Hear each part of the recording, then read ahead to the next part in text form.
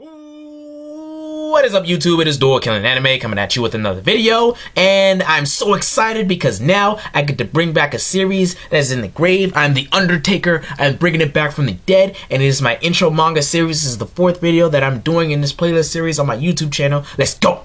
So, we have the manga series called Drifters, alright?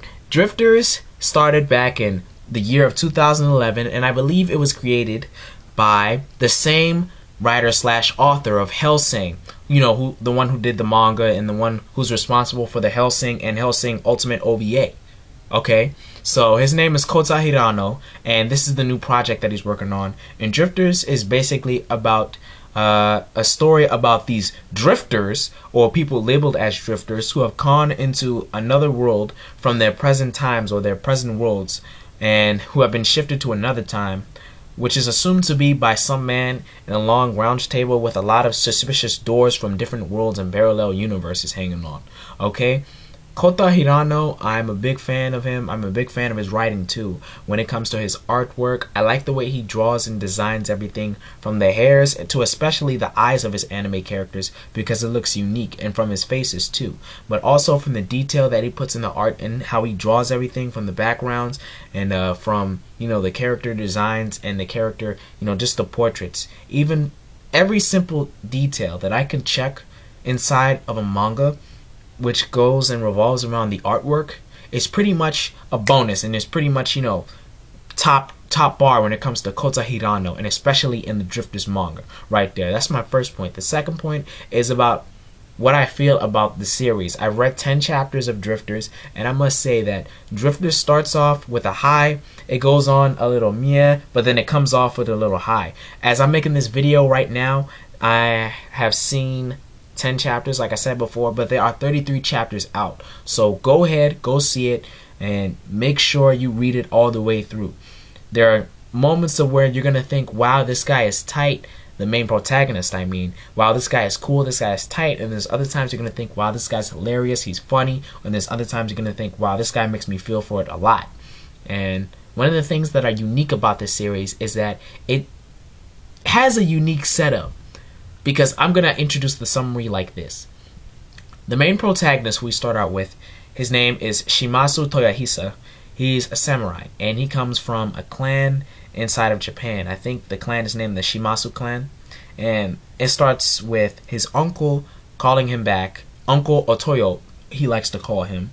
Uncle Otoyo calling, you know, his nephew back, and, you know, wanting his brother's son, you know, to come back to the village. But Shimasu Toyohisa, being the samurai, being the warrior that he is, literally puts his life on the line to protect his people from being invaded, or to protect his troops from being, you know, negated from going back to Satutsu. I think it's Samtuso, or their home, or, you know, where the warriors are located at the time. And in order for them to go back to their home, then they must, you know, in order for them to win the war that they're apparently having, then they must win the war. Toyohisa stays behind to slash off the remaining enemies of the enemy troop side. And I must say, this guy is a boss. He goes in there, he comes from the smoke, he slashes and gashes, and I know I said that every video, but he goes straight up mama's asses, and the Cold King of Lightning, yo, man, just he goes in, there's not much more I can say. I had him on my 7 swordsmen tag video. If you haven't seen it, go see it now. But I had him on my 7 swordsmen tag video, and he was one of my top 7 samurai because of what he does. He goes in the lines fire anywhere, and just with the warrior's instinct, without having a thought of, I might die. He goes in and kills anybody.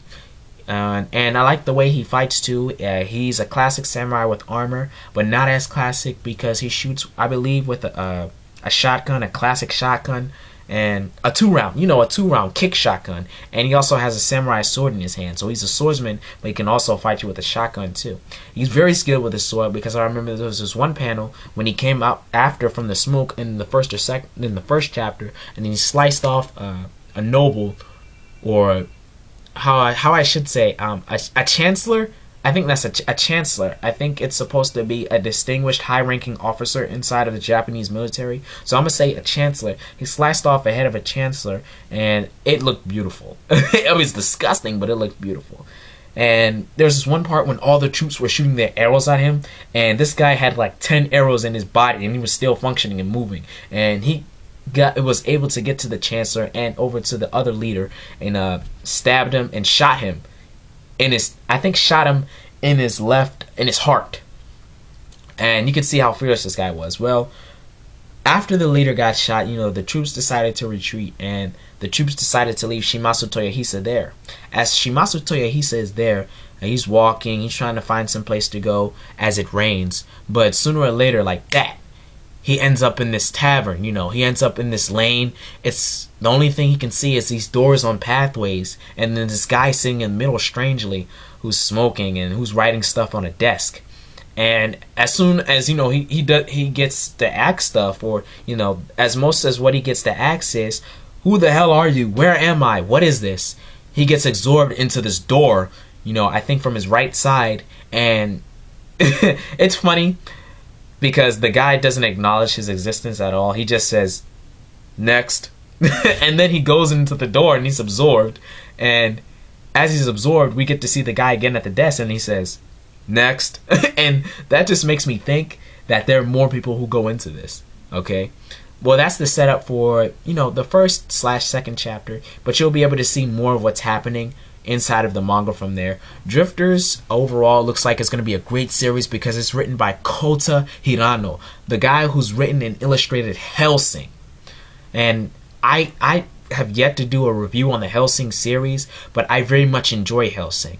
And for this series to come out with my favorite type of theme for an anime/manga, which is samurai swords and sword battling, then I'm very much interested into this series, okay? Since I've read 10 chapters, I know more characters who come into the story at the time, but that's the initial setup. If you like the initial setup from this introduction to manga to Drifters video, then go check out that manga immediately.